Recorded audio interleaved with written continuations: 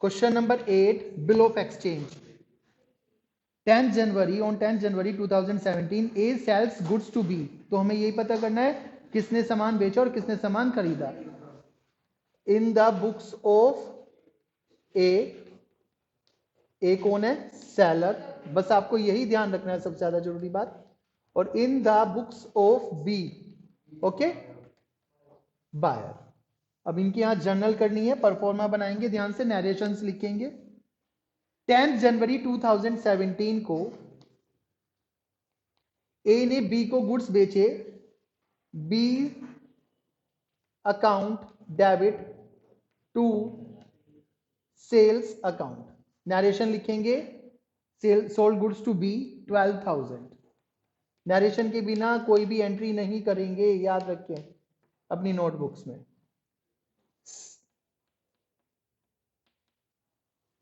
B entry करेगा अपने यहां परचेजेस अकाउंट डेबिट, किससे लेके आ रहा है ये? A's account. नरेशन लिखेगा गुड्स परचेज फ्रॉम ए, ठीक है।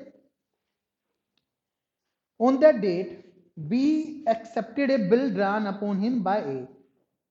बी ने बिल एक्सेप्ट कर लिया, ए ने बिल लिखा होगा 2 मंथ्स का। तो जैसे ही एक्सेप्ट करके वापस दिया, बिल आ गया किसके पास? ए के पास। एंट्री क्या होगी? Bill receivable, B R account debit. किससे आया ये bill? B account.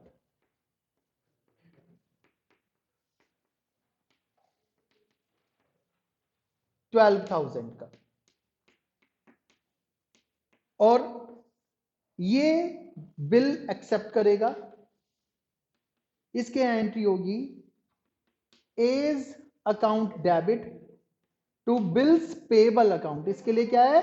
Bills payable, bills payable, remind that 12,000 का बिल आ गया। सिंपल। ये वाली एंट्री कॉमन हो रही है हर क्वेश्चन में। नेक्स्ट है A retains the bill till due date. A ने वो बिल अपने पास ड्यू डेट तक रखा, एंड ऑन ड्यू डेट, और ड्यू डेट पे बिल को भेज दिया banker for collection. Sends the bill for banker for collection. यही वाली बात आपको समझनी है। बैंकर फॉर कलेक्शन को भेजने का मतलब क्या होता है बेटा? एक तो होता है कि जिसके पास बिल है, सेलर, वो बिल को बैंक से डिस्काउंट करा ले। पहली चीज तो ये होती है। दूसरी चीज होती है बैंक से रिलेशन, कि वो खुद काम नहीं करता। ये वाला सारा बिजनेस, बड़ी फर्म है, बिजनेस वो बहुत ज्यादा बड़ा है, तो इस काम के लिए भी उसने बैंक को अपॉइंट किया हुआ है। बैंक एम्प्लॉय से, मतलब बैंक भेजता है वो, तो बैंक को कैसे अपॉइंट किया हुआ है? कमीशन बेसिस पे, कि बैंक मेरे कुछ काम आप कर दिया करो, मैं आपको बिल दूं और आप मेरी तरफ से जाकर पैसे ले आया करो, ठीक है। बैंक इसके लिए उससे कमीशन वगैरह चार्ज कर लेता है।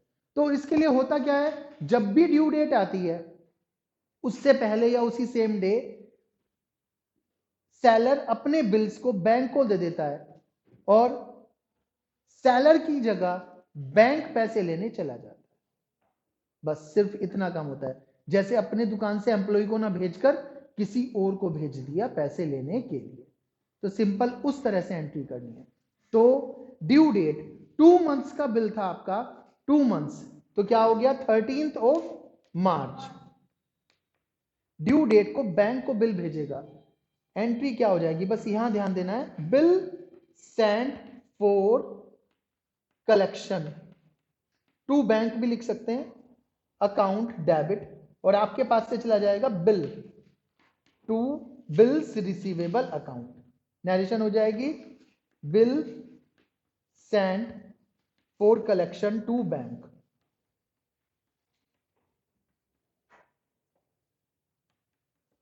कितने रुपए का बिल था आपका? अमाउंट क्या था बिल का? 12,000। Okay. Books, in the books of B no entry. B को इस बात की कोई खबर नहीं है, उसका कोई रिलेशन भी नहीं है। वो तो क्या करेगा, जब उसके पास कोई पैसे लेने आएगा तो वो उसे बिल ले लेगा और पैसे दे देगा। एंट्री क्या होगी?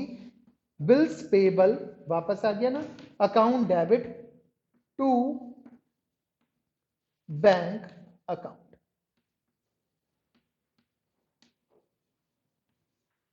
12,000 रुपीज पे कर देते। अब यहां पर बैंक को पैसे मिल गए, बैंक को पैसे मिल गए जो BR दिया था, तो बैंक क्या करेगा, सेलर को पैसे रिटर्न कर देगा। तो एंट्री क्या हो जाएगी, एंट्री हो जाएगी जब बैंक सेलर को पैसे देगा, bank account debit to bill send for collection account. Payment received